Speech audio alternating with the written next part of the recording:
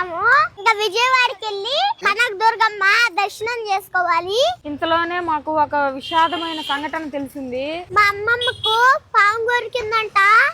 ఇంటికి వెళ్ళిపోదాం పదమ్మా, దుర్గమ్మ దర్శనం ఇంకెప్పుడైనా చేసుకుందామా? అవును బాలరాజ్ అన్న, ఇంటికి వెళ్ళిపోదాం పదనా. మీరేం భయపడద్దు, నేను ఇప్పుడే ఫోన్ చేసి మాట్లాడాను. అంకేం కాదులేండి, అమ్మవారి దర్శనం చేసుకునే పోదాం. గుడికి పోయి అప్పుడు ఏంటండి ఈ ఆటంకాల? అమ్మ దుర్గమ్మ మా అత్తను కాపాడమ్మా. మా అమ్మమ్మని చూడాలి. డాడీ వెళ్ళిపోదాం పదా. అన్నయ్య, నేను మన వాళ్ళకి చెప్తాను, వాళ్ళు చూసుకుంటారులే. మన దర్శనం చేసుకొని పోదాం. దుర్గమ్మ నువ్వే కాపాడాలమ్మా. తిరుపతి దగ్గర రేణుగుంట సమీపంలో ఎయిర్పోర్ట్ కు పోయే దారిలో పక్కనే ఉన్న బాలాజీ హాస్పిటల్లో మా అమ్మమ్మని అడ్మిట్ చేశారంట.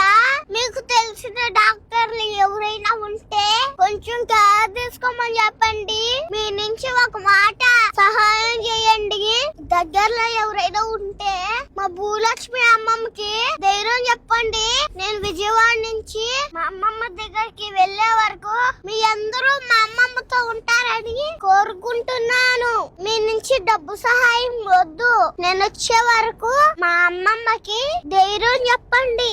డాక్టర్లు ఎవరైనా తెలుసుంటే కేరింగ్ తీసుకోమని చెప్పండి. అనుకుంటా బాలాజీ హాస్పిటల్లోని డాక్టర్లు గారికి దండం పెట్టి చెప్తున్నా, మా అమ్మమ్మని బాగా చూసుకోండి సార్. అమ్మమ్మ నీకేం కాదు, నేను వచ్చే వరకు